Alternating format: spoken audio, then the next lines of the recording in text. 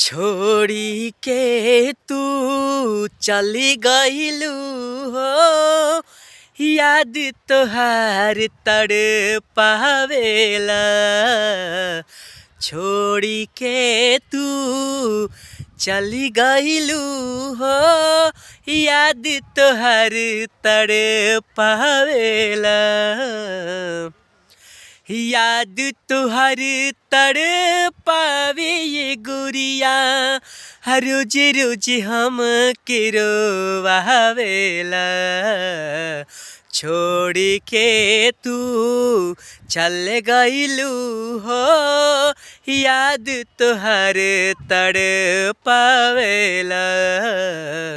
छोड़ के तू चल गइलू हो, याद तोहार तड़ पावेला।